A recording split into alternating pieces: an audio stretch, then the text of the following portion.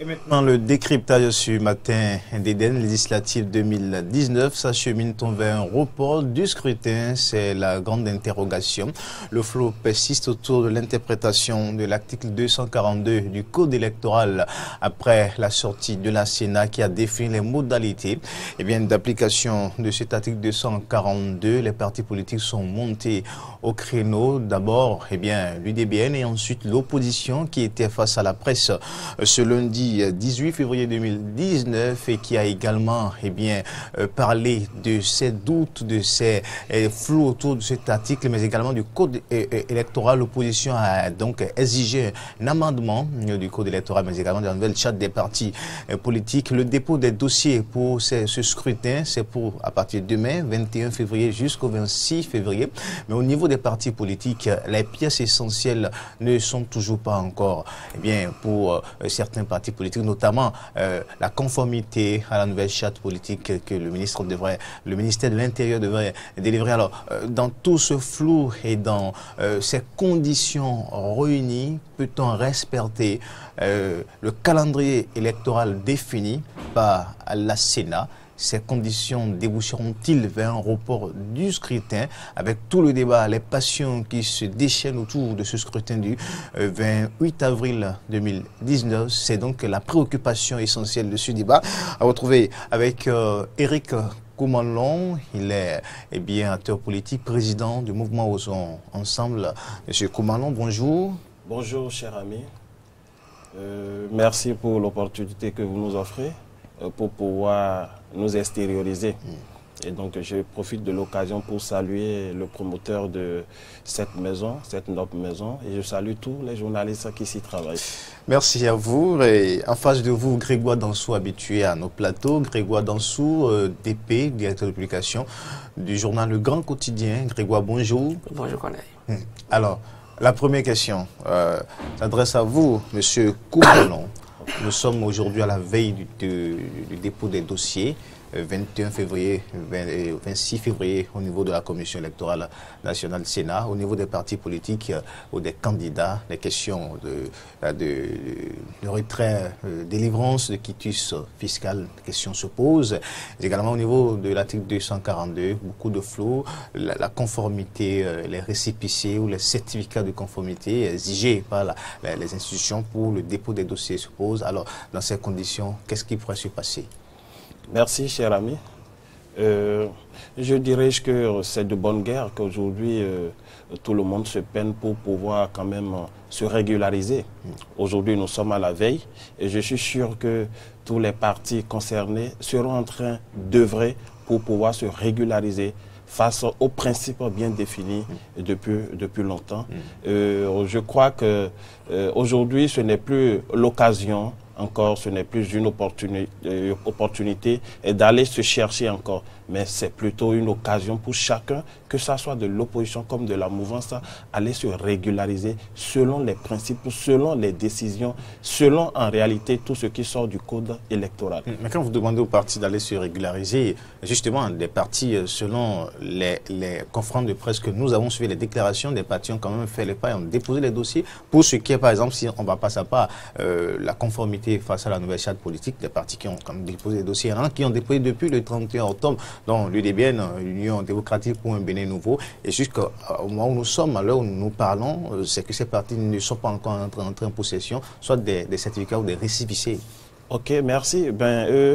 Est-ce que le jeu, c'est au niveau des partis aujourd'hui, au niveau des institutions impliquées dans le ministère de l'Intérieur ou la Commission électorale? Non, mais c'est loin de ce que plus d'un sont en train de dire. En réalité, ce n'est pas un jeu qui se mène et que c'est une nouvelle chose qui est sortie. Autrefois, c'était une quittance. Quand vous déposez un dossier quelque part, vous devrez quand même avoir un dépôt de signature ou bien un papier qui atteste que vous avez déposé un dossier. Mais aujourd'hui, l'État est en train de vouloir régulariser les choses de sorte que après les dépôts de dossiers, que la Sénat ne se mette pas dans cette danse de frapper peut-être des bulletins de vote et après on se rend compte que, bon, écoutez, il y a encore un parti qui ne s'est pas encore régularisé, à savoir ceux-là à qui on a demandé des dossiers, on a demandé attestation de résidence et ils mettent peut-être certificat de possession d'État et tout tout ce flou, alors il faut nécessairement amener les partis politiques qui veulent déposer leur dossier à pouvoir se régulariser en respectant en réalité les principes, en respectant tout ce qui a été demandé par le Code. Et donc, c'est ça qui amène en réalité la Cour à quand même demander au ministre de tout faire pour délivrer un certificat de conformité. Ce certificat de conformité, en réalité, c'est une quittance juste pour permettre à la Sénat, dès que les gens iront maintenant déposer les dossiers, pour permettre à la Sénat que oui, vis-à-vis de l'État, vis-à-vis du ministère de l'Intérieur, que, ah oui, les partis sont en règle. Et donc, ceci ne pourra pas en réalité rendre difficile ou bien rendre flou le ministère de l'Intérieur connaît les chronogrammes établis, le calendrier électoral. Pourquoi, pour des partis qui ont déposé depuis octobre, pourquoi jusqu'en février, à la veille du dépôt des dossiers, on est encore à discuter En réalité, il faut aussi reconnaître que les partis politiques ont fui leurs responsabilités en partie en déposant un dossier sans poursuivre, sans suivre l'étape où le dossier est. Eux, ils devraient quand même suivre quand ils ont déposé très tôt, ils devraient aller sur pour savoir, mais pourquoi vous ne vous prononcez pas sur, en réalité, ce certificat-là qui est exigé par la Cour. Et dans ce moment, on va leur dire, oui, il y a tel problème, il y a tel problème. Mais eux ne devraient pas attendre que le ministère prenne tous les dossiers et commence par évaluer ces dossiers avant, en réalité, d'aller s'acquérir des nouvelles qui concernent, en réalité, leur dossier. Donc, aujourd'hui, ils doivent saisir l'opportunité, ce fait de pression. Ils doivent se mettre quand même dans cette danse en se pressant à pouvoir fournir les dossiers. Les dossiers à fournir ne sont pas complexes. C'est connu de tout le monde. Si vous qui êtes là en tant que journaliste, si on lançait un concours peut-être et on demandait de déposer un dossier, vous ne pouvez pas en réalité déposer des dossiers qui vont encore manquer. Et vous devrez faire pression sur vous pour déposer des dossiers pour qu'on ne vous reproche pas quelque chose. Donc c'est eux aujourd'hui. Mais selon les états-majors de certains partis politiques et surtout l'UDBN pour le cas que nous connaissons, oui. Justement, quand le ministère a quand même écrit par rapport aux informations à compléter ou les pièces qui ont tant posé problème et que des partis ont répondu et ont procédé. Jusque-là, il n'y a toujours pas les récépissés ou les certificats de conformité. Et bien sûr, ceux qui sont... en attendant de revenir à vous, Grégoire Dansou, que pensez-vous de toutes ces situations aujourd'hui? Merci bien, Kokolei. Je pense que la situation que nous traversons actuellement est liée non seulement à nos habitudes et au fonctionnement de nos institutions et à la mutation et à la volonté de changer les choses. Et quand on parle aujourd'hui, il y a plusieurs facteurs. Et quand on parle de code, quand on parle de loi, c'est quoi? C'est des hommes qui s'entendent pour dire, mais faisons ça. Je donne l'exemple du code de la route. On dit, quand vous êtes à pied, marchez à gauche. On peut décider un jour que désormais, nous marchons à droite. Et tout le monde suit la voie s'attend à ce que ce soit à droite que ceux qui sont à pied. Ce sont les hommes qui taillent les lois. Ce sont les hommes qui taillent les lois. Et on s'entend sur ça. Et quand on parle de la charte des partis politiques, la nouvelle charte, et quand on parle du code électoral, ce sont nos représentants, sinon les représentants des acteurs politiques là, et qui ont voté ces lois-là. Et je pense que si la loi a pu passer par le moulin législatif et le processus qui s'ensuit, et est devenue une loi applicable en République du Bénin, cela veut dire tout au moins, même si à des moments donnés il y a des recours par rapport à des dispositions et puis on ajuste, voilà. C'est une œuvre humaine, sinon c'est des œuvres de la main de l'homme. Et évidemment il peut y avoir c'est quoi. Et maintenant, la situation que nous traversons actuellement, peut-être on n'aurait pas changé la charte et amender le code au même moment et qu'on ne serait pas très bien et on ne serait pas dans cette situation. Parce que déjà, quand on voit déjà combien de mois il restait pour organiser les élections législatives pour la fin du mandat de la 7e législature et la date à laquelle même le code électoral ou bien la nouvelle charte des partis politiques, tout ça a été adopté, il y avait déjà d'inquiétudes. Et les partis politiques devraient savoir qu'il fallait courir, que c'était contre la réponse. Quant aux dossiers, les dossiers demandés, ce n'est pas de la magie. C'est des pièces qu'on peut trouver partout et qu'on a délivrées à tout le monde. Et vous savez, ce qui se passe aujourd'hui, et on dit peut-être qu'on accuse le ministère de l'Intérieur de ne pas faire pression. Bon, c'est beaucoup de dossiers, c'est des pièces à vérifier. Parce que le travail que le ministère de l'Intérieur fait actuellement, nous ne devons pas oublier que ce n'est pas pour les législatives. Le travail que le ministère de l'Intérieur fait actuellement, c'est pour les partis, pour la vie des partis. Une fois enregistré aujourd'hui, c'est la nouvelle charte. C'est la nouvelle charte. Ce n'est pas que le ministère de l'Intérieur va jouer un rôle pour les élections législatives de 2019 seulement. Donc c'est là qu'il y a le problème. Il ne faut pas que, à la longue, et qu'un dossier est déjà validé et qu'on constate que peut-être c'est ça et qui justifie la lenteur. Et nous savons bien comment notre administration fonctionne. Et peut-être avec le nouveau départ, les choses semblent changer. Et nous prions d'ailleurs tous pour que tout change dans tous les secteurs. Mais actuellement, il y a le problème de quitus fiscal. Les partis se retrouvent au fou et au moulin. Bon, le débat politique qui entoure l'innovation quitus fiscal, je pense que c'est parce que nous sommes en politique. Sinon, la réforme est salutaire. Tout le monde, il ne devrait pas avoir de problème. Comme l'a dit le chef de l'État, mais vous voulez représenter le peuple. Mais justement, vous voulez être des responsables, mais payer vos impôts. Dans le domaine politique, et dans le domaine politique, évidemment, tout est possible. Bon, parce qu'on pense qu'on peut bloquer, à tuer la compétition, etc. Bon, je ne pense pas que... C'est ça, c'est le domaine politique, bon, vous l'avez précisé. Comme moi j'ai l'habitude de dire, je pense que nous sommes tous responsables et nous sommes conscients. Même ceux qui sont de la mouvance aujourd'hui, ceux ont été de l'opposition. Et ceux qui sont de l'opposition ont été de la mouvance. La roue tourne.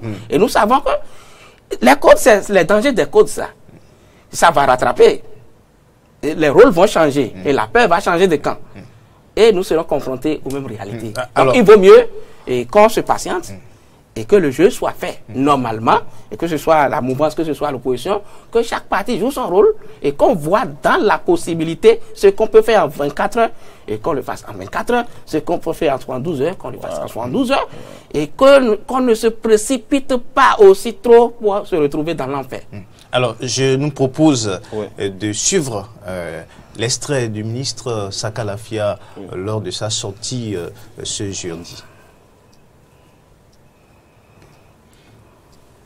Évidemment, avec la réalisation, avec Igor Montonien revient sur l'extrait du ministre Saka Lafia au cours de sa sortie face à la presse jeudi dernier. Au terme donc de cette loi 2018-23 du 17 septembre 2018, à la date toute récente, nous avons reçu les dossiers de 10 partis politiques, nouveaux comme anciens. Le premier parti a déposé son dossier à pour sigle UDBN, Union démocratique pour un Bénin nouveau, le 31 octobre, qu'il a déposé son dossier. À la date du 7 février 2019, tous ces dossiers ont été étudiés et les résultats des dossiers ont été notifiés aux membres fondateurs du parti. Donc, en raison donc, de ces irrégularités, qui entache aussi bien la conformité externe qu'interne à la loi, les dites déclarations administratives de constitution ou de mise en conformité des partis déposés, nous avons appliqué l'article 21 de la charte des partis qui dit ceci en substance: au cas où le dossier de déclaration administrative de constitution n'est pas conforme à la loi, le ministre chargé de l'Intérieur procède à une notification de non-conformité motivée aux partis politiques concernés. À ce jour, tous les 10 partis, les 10, 1, 2, 9, 10 partis ont reçu la notification de non-conformité. Certains en 20 pages, d'autres en 45, d'autres encore en 64 pages d'irrégularités constatées. Il y en a qui sont revenus avec des corrections partielles. On les a retournés parce qu'ils ont corrigé encore avec des fautes. La suite donc dépend de la rigueur que les partis mettent à corriger, la célérité qu'ils utilisent. Donc si l'étude du dossier par la suite montre que il est conforme, le processus va continuer. La Cour considère intervenir pour aider à dire de leur délivrer un certificat de conformité qui prend un peu l'allure d'un récépissé définitif juste pour lui permettre d'aller. Cela n'éteint pas le processus qui veut qu'il aille publier au journal officiel. Donc c'est une disposition transitoire pour permettre aux partis politiques de prendre part aux élections.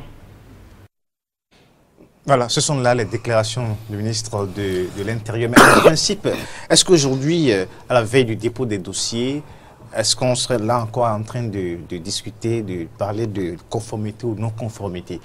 Si déjà au niveau du ministère de l'Intérieur on a reçu des dossiers de ces 10 partis, le point fait au 7 février par le ministre de l'Intérieur, pourquoi pour taire les débats, on ne délivre pas ce qu'a exigé la Cour, le certificat de conformité pour que ces partis politiques aillent aux élections?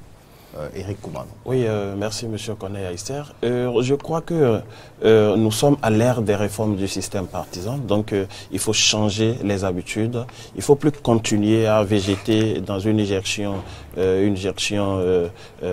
qui n'inspire plus, une gestion qui est toujours arrière notre État, notre pays.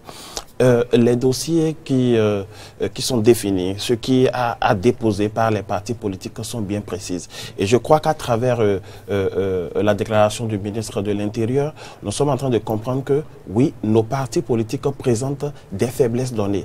Et quelles sont ces faiblesses? Parce que avant que vous ne soyez exigeants, vous devrez faire un travail à votre niveau, vous devez être correct. Vous voyez, c'est celui qui est irréprochable, c'est celui-là qui arrive... Qu'est-ce que vous reprochez aux partis politiques dans ce processus? Je reproche aux partis politiques de ne pas être avertis, de ne pas être, comment appelle-t-on, très observateurs à ce que les dossiers qui ont été déposés, qu'on leur trouve de failles. Ça ne coûte rien aux partis politiques, même de recruter des cabinets qui vont faire ce travail-là et bien précis avant qu'ils ne déposent. Et je pense que c'est une occasion pour nous, jeunes, peut-être acteurs politiques, qui aspirent à la chose politique, de prendre nos responsabilités pour que demain, le futur proche, nous ne commettons pas les mêmes erreurs.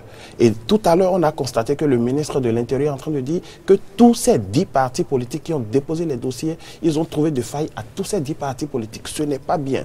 Et donc, c'est l'occasion pour ces partis politiques de ressaisir quand même cette opportunité qu'ils ont pour se corriger afin de fournir les pièces. Et donc, il faut comprendre en même temps par là que le certificat de conformité, en réalité, cela ne vous donne pas même assurance à vraiment déposer les dossiers à la Sénat. Si à la Sénat, ça s'avérait que dans vos dossiers à déposer, c'est vrai, le ministère de l'Intérieur vous a donné le droit d'aller aux élections, mais si vous ne répondez pas aux critères face au quitus fiscal, mais ça fait vos candidats, en ce moment, ce n'est plus le parti, mais c'est plutôt l'individu candidat. L'individu candidat ne pourra pas quand même participer aux élections, et donc il reviendra au parti politique de proposer des personnes qui répondent aux normes de quitus fiscal afin de participer à l'élection. Oui, mais le débat n'est pas encore là, à ce niveau. À l'heure actuelle, qu'est-ce qui pourrait se passer dans cette période définie par la Sénat pour réceptionner les dossiers des candidats des partis si aujourd'hui, à la veille du lancement de l'opération de dépôt des dossiers, si on en est encore à parler de certificats, de conformité quitus et autres, qu'est-ce qui pourrait se passer alors? Rien ne pourra se passer si ce n'est que un travail acharné au sein des partis politiques à pouvoir se régulariser. Et si les partis ne se régularisent pas, souffrez qu'ils ne participent pas aux élections. Parce que les choses ont été claires. On a demandé aux partis... Mais si les partis ne devraient pas participer aux élections, vous verrez ce qui va se passer. Est-ce que la balle est beaucoup plus dans le camp des partis ou au niveau de l'autorité des institutions? Non, la balle est beaucoup plus dans le camp des partis de se régulariser tout simplement. C'est-à-dire, les dossiers qu'on a demandé aux partis de déposer, les dossiers ont été clairs. C'est-à-dire, il n'y a rien de compliqué. C'est-à-dire, le code électoral a prévu au moins 15 personnes par commune. Ce n'est pas beaucoup, au moins 15. Vous pouvez aller au-delà, au moins ces 15. Et ces 15 personnes, on a bien précisé les dossiers qu'ils vont fournir. Et vous voyez donc, ça demande aux partis politiques d'être rigoureux. Parce que c'est des gens à qui nous voulons confier la gestion de ce pays. Et si nous laissons la faille, ces personnes, une fois en réalité à la tête de ce pays, ou bien une fois à la tête d'un poste de responsabilité, c'est comme ça qu'ils vont également se conduire sans être rigoureux dans leurs tâches. Alors, Grégoire Danso, à suivre Eric Koumanon, c'est qu'à cette allure, c'est qu'il n'y aura pas d'élection. Parce que si, sur les 10 partis politiques, on n'arrive pas à régler les questions, ces questions liées aussi au thème de conformité, c'est qu'on n'aura pas de dossier à la Sénat. Pour les démocrates que nous sommes, nous devons prier pour que nous n'en arrivons pas là. Parce que je ne pense pas que ce soit bien, que ça arrive. Maintenant, à supposer qu'un instant qu'aucun parti ne se trouve en règle jusqu'à la date même de clôture, jusqu'au deadline. Bon, je pense que, comme je le dis, la gouvernance, c'est les hommes. Pourquoi, votre question, votre interrogation de départ aura son sens. Allons-nous vers un report. On peut toujours s'entendre. Non, c'est des hommes qui s'agissent. Ce n'est pas possible. C'est bien possible. C'est bien possible. C'est bien possible. C'est pas... Le calendrier électoral peut être... Envisageons même tous ces cas. C'est vrai que nous voulons changer les choses et nous parlons de rigueur, nous parlons de tout ça là. Le ministre de l'Intérieur tout à l'heure a dit que la suite du processus dépendra de la rigueur et de la célérité que les différents partis mettront pour faire. Évidemment, j'ai parlé tout à l'heure il y a des choses qu'on peut faire en 24 heures, d'autres en 48 heures, d'autres en 72 heures, mais il y a des choses qu'on ne peut pas faire dans ces délais-là. Je suppose que dans tout le temps, le ministère de l'Intérieur a étudié les dossiers. Bon, on ne sait pas vraiment ce qui se passe là-bas. Les gens ont parlé de... Peut-être on a demandé certificat de nationalité. Des gens ont déposé possession de certificat de résidence. Certificat de résidence. C'est le document le plus simple à obtenir chez le délégué. Vous savez ce que mon vis-à-vis est en train de dire. Lui, c'est un acteur politique et c'est un jeune. Il a bien dit qu'il faut que la jeunesse s'inspire de tout ça là. On était là et en 2016, je pense, lorsque des candidats à l'élection présidentielle, bien sûr, devaient aller déposer les dossiers, des candidats se sont présentés à la CELA et ont fait confusion de pièces. Tout à fait. Voilà. Quand même. Tout à fait, c'est arrivé. Quand même, que soyons sérieux. Voilà. Ça montre déjà que nous faisons preuve de légèreté. Et déjà, quand on a dit aux gens, bon, à des individus, des citoyens, constituez-vous au moins 15 dossiers par commune, pour ça, des gens ont peut-être dit, bon, ils ne seront pas regardants sur ça. Vous savez comment on a l'habitude de dire. Est-ce qu'ils vont 1000 dossiers ou bien... Non, ils n'iront pas jusque-là. Alors peut-être c'est le problème de A point au lieu de à la D, ou bien au point au lieu de Molara. Peut-être c'est ce problème qui se pose. Je ne sais pas vraiment. Je ne suis pas dans le secret du ministère de l'Intérieur. Mais il doit y avoir, si tous les partis ont des problèmes, j'ai lu dans la presse, sinon aujourd'hui même qu'il y a des partis qui se sont, ça peut être de la communication, qui se sont préparés, qui se sont mis à jour déjà. Ce n'est pas ces informations-là qui peuvent nous rassurer. Celui qui peut nous rassurer, c'est le ministre de l'Intérieur, ou bien le quitus, bon, je ne vais pas utiliser le mot quitus, ou bien le certificat de conformité que le ministère aurait délivré, ou bien le récépissé que le ministère de l'Intérieur aurait délivré à ces partis-là. C'est ça qui peut nous sauver aujourd'hui. Mais ensuite, oui, si vous... Oui. Bien sûr. Je dis, si nous arrivons, et peut-être où on nous présente par exemple, où on dit que c'est les partis de la mouvance seulement qui sont à jour, bien les partis, je pense que ça ne doit pas arriver. Je pense que ça ne doit pas arriver. Voilà. Et en démocratie, ça ne doit pas arriver. Si c'est même le cas, on doit tout faire. C'est là où la démocratie est dangereuse. On doit tout faire pour que s'il y a 6 partis de la mouvance qui sont à jour, qu'il y ait un seul parti de l'opposition. Et là, peut-être, ça donne la chance à l'opposition d'aller se retrouver ensemble pour maintenant la victoire. Maintenant la victoire. Alors, Oui, mais... oui, puisque vous en parlez, oui, allez-y. Tout à l'heure, peut-être vous m'aviez mal perçu. Vous savez, et dans cette guerre de se régulariser, n'attendez pas que les partis ne fassent pas de pressing, de forcing sur eux-mêmes pour pouvoir se régulariser. Ils vont le faire. Il faut les amener à le faire. Ne pas les amener à le faire, ce serait un échec pour notre nation. Il faut les amener à commencer par respecter les principes.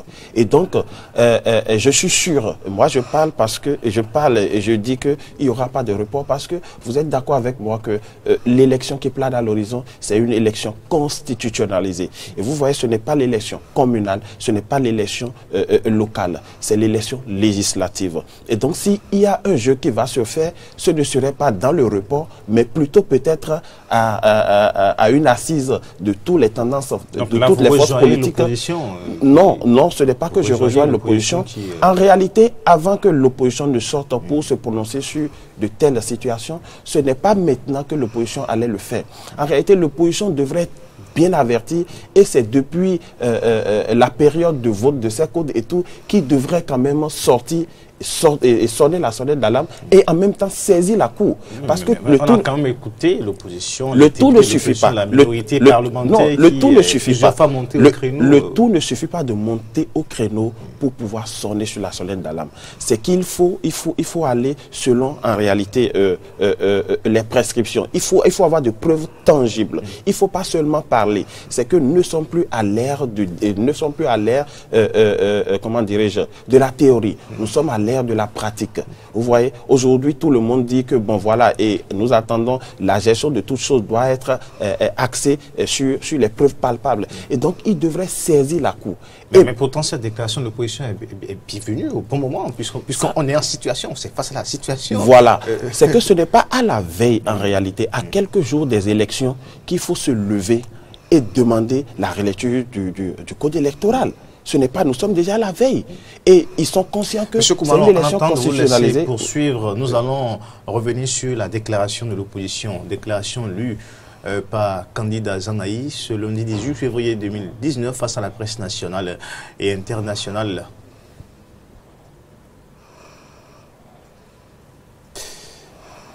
Il espère pouvoir retrouver, nous espérons avec Igor Ntondi pouvoir retrouver cet extrait de candidat Zanaï qui, dans cette déclaration, l'opposition, a porté la voix de l'opposition, a quand même répondu à quelques points évoqués par le ministre de l'Intérieur avant donc de parler des doléances de l'opposition. Pourquoi pas un amendement du code électoral et la charte des partis politiques et bien d'autres doléances exprimées par l'opposition ce lundi face aux presses. Le dimanche 28 avril prochain, notre peuple est appelé aux urnes pour élire les députés de la 8e législature. À cet effet, la Commission électorale nationale autonome Sénat, en charge de l'organisation pratique de ces élections au terme de la loi, a appelé les différentes formations politiques dans sa décision numéro 003/Sénat, PT, FVP, CB, CEP, DT4, SP, en date du 22 janvier 2019, a déposé les listes de candidature du 21 au 26 février 2019. La Sénat, dans la même déclaration, a indiqué en guise de rappel la liste exhaustive des pièces devant obligatoirement figurer dans le dossier de déclaration de candidature de chaque parti politique. À ce jour, les nouvelles formations politiques ont été confrontées à la non-opérationnalisation des formalités de constitution et des instances juridiques au terme de la loi numéro 2018-23 du 17 septembre 2018 portant charte des partis politiques en République du Bénin. En effet, la loi numéro 2018-23 du 17 septembre 2018 portant charte des partis politiques a été jonchée d'incongruités conçues pour empêcher les forces politiques hostiles, notamment celles de l'opposition, au pouvoir dit de la rupture, de se constituer en parti politique pouvant accéder au statut juridique avant le terme imparti par la Sénat pour prendre part aux élections législatives prochaines. le gouvernement, la Cour constitutionnelle, la Commission électorale nationale autonome, le ministère de l'Intérieur et de la Sécurité publique et la majorité mécanique de Patrice Talon nous acheminent vers une crise sans précédent dans l'histoire de notre démocratie, si enviée dans le monde. Les déclarations du ministre de l'Intérieur et de la Sécurité publique, M. Saka Lafia, en évoquant l'institution d'une mesure transitoire non prévue par la loi, constituent une atteinte grave et inacceptable à la loi portant charte des partis politiques et au code électoral. Nous appelons les forces vives de la nation, jeunes, femmes, artisans, sages, travailleurs, à se tenir prêts pour les prochains mots d'ordre pour défendre la patrie et sortir le peuple des griffes de dirigeants véreux ayant érigé l'arbitraire en mode de gouvernance.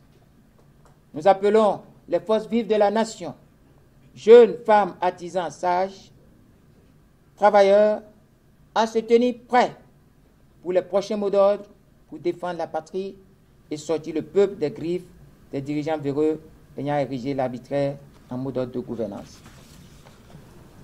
La mise en garde de l'opposition, on parle de la violation du code électoral. Vous savez, c'est ce qui me fait sourire. J'ai l'impression un instant que quand on parle de mouvance, on parle d'opposition, c'est comme s'il y a des discours qui sont écrits quelque part et que quand on est dans la mouvance, on va retirer ces discours-là. Et quand on se retrouve dans l'opposition, si c'est de l'opposition, on va retirer les discours de l'opposition. Vous voyez, ceux qui étaient de la mouvance hier, ils se sont retrouvés dans l'opposition aujourd'hui et puis ils parlent dans le discours de, bon, retrouvons-nous, il y a urgence. En temps, et même c'était la même chose, oui, les autres disaient, mais retrouvons-nous, il y a urgence. Mais le débat n'est pas là, Grégoire Dansou, parce qu'il y a une situation en face, et c'est plutôt cette situation-là qui évidemment. Si nous revenons vraiment sur le problème qu'il y a actuellement, il y a problème. Il y a problème, et l'opposition, bon, chacun dans son rôle.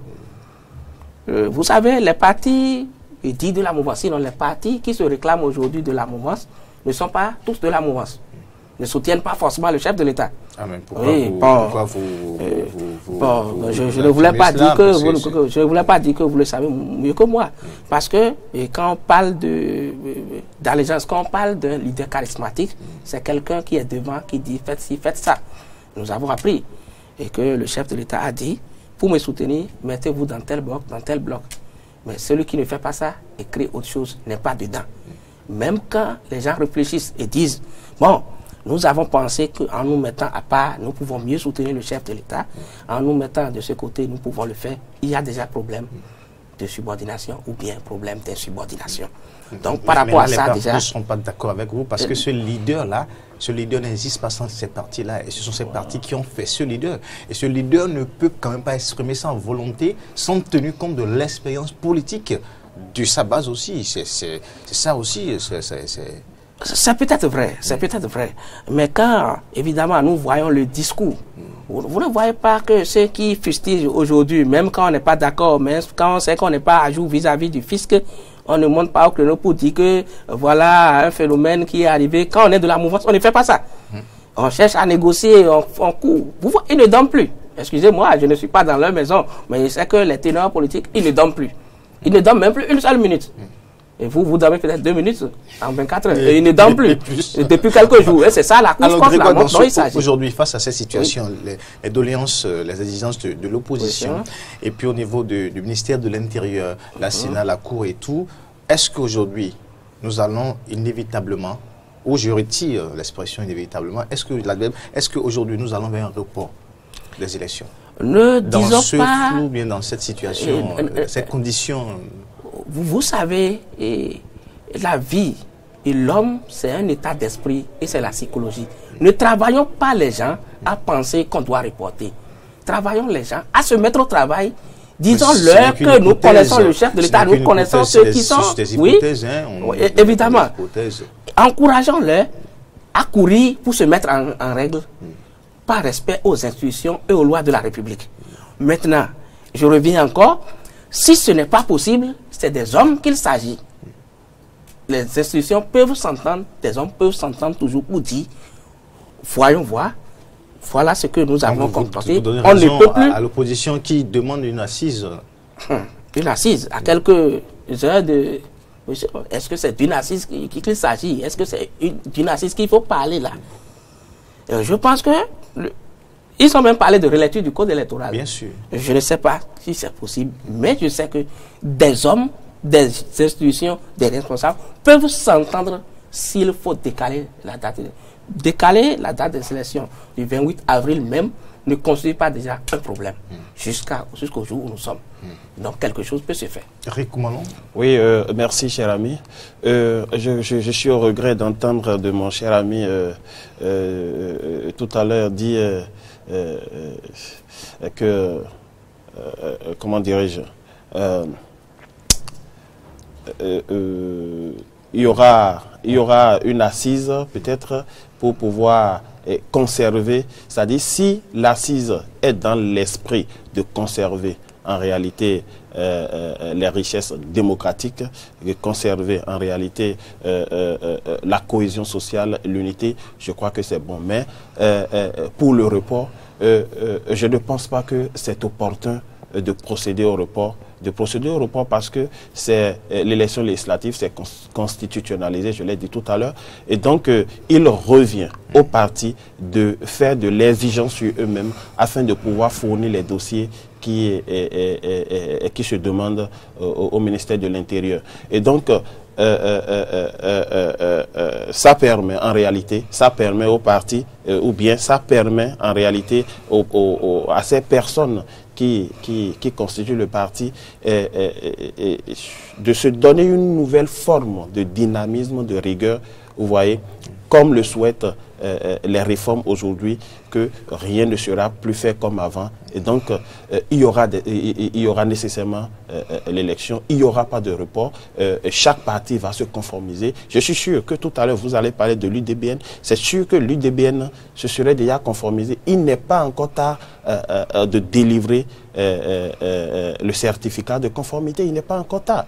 Et donc, à voir celle qui est à la tête de ce parti UDBN, c'est une dame très dynamique.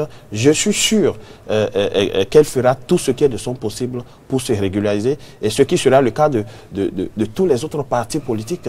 Donc, espérons et gardons l'espoir, soyons vraiment optimistes que tous les partis vont se régulariser. Peut-être vous êtes en retard par rapport à ce dossier, mais ce dossier a été complètement déjà vidé au sein de l'UDBN. Aujourd'hui, au sein de ce parti, ce creuset politique, on ne parle plus aujourd'hui de se régulariser ou pas. Ça a été complètement fait déjà. Alors, mais dites-nous aujourd'hui, la question que je vous repose autrement.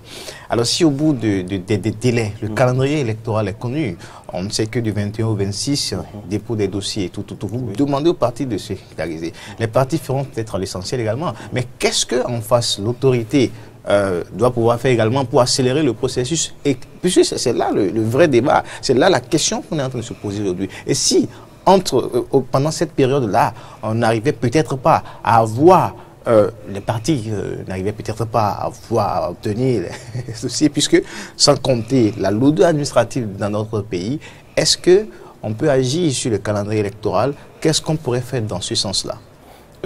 Moi, je pense que agir sur le calendrier électoral, ça va encore créer une autre situation, et ça peut nous amener là où nous ne voulons pas nous retrouver.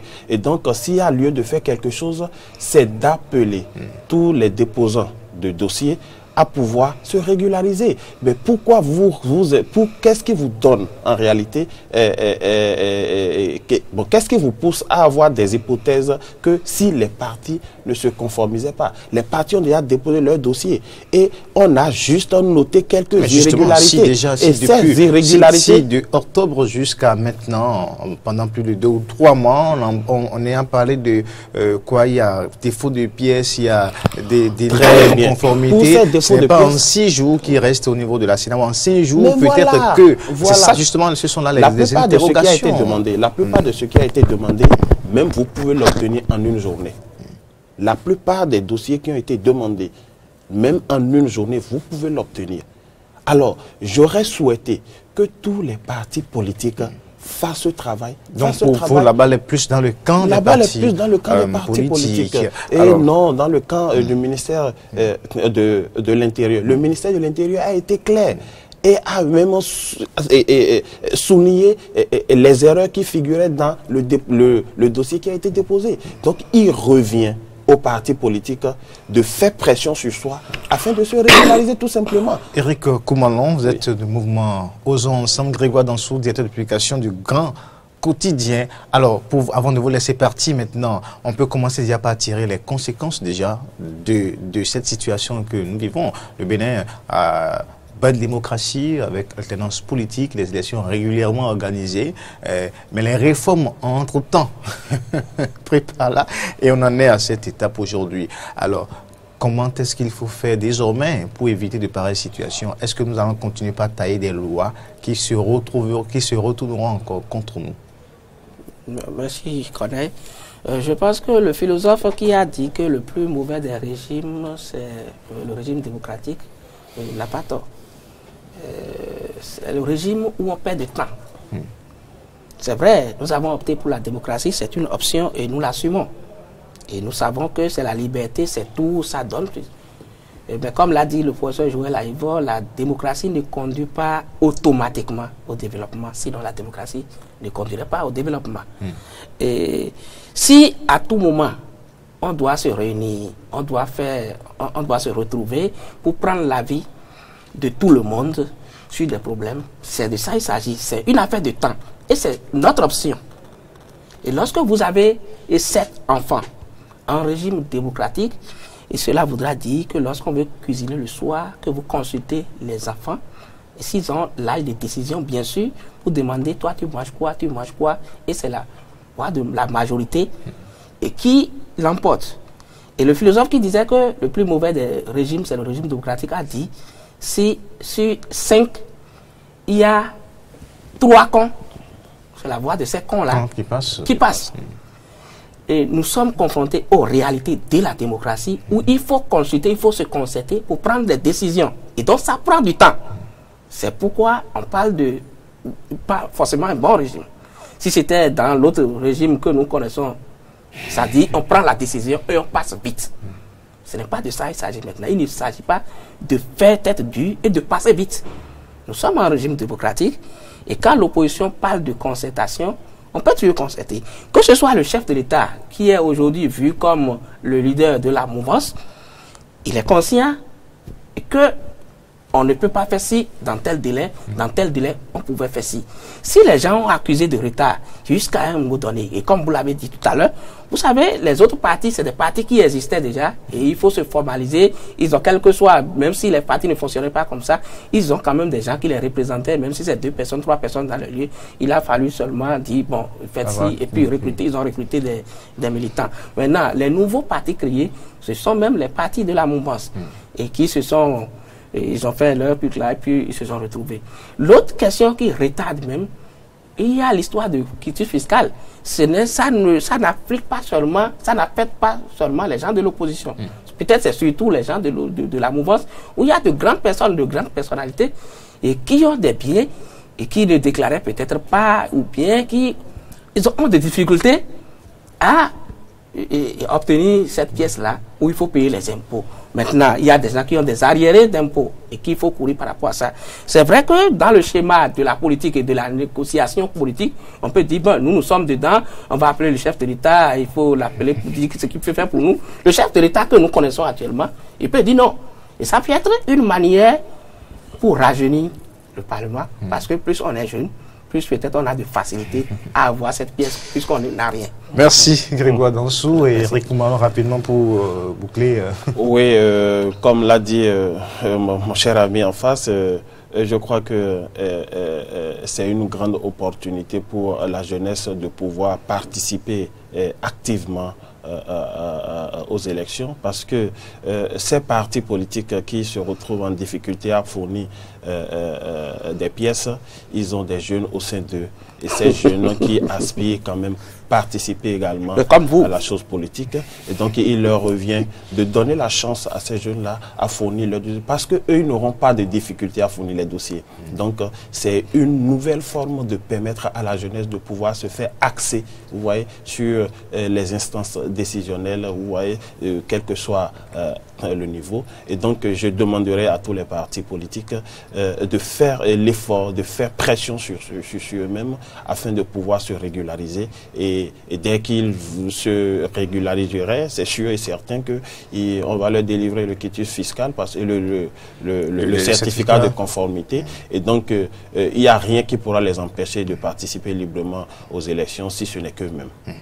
Merci à vous, Eric Koumalan. Merci également, Grégoire Dansou. C'était le décryptage ce matin d'Eden Sassou-Milton vers un report du scrutin pour Grégoire Dansou. La chose, ça pourrait arriver, mais pour Eric Koumalan, non, pas du tout. On respecte les délais établis par la Sénat, les élections constitutionnalisées.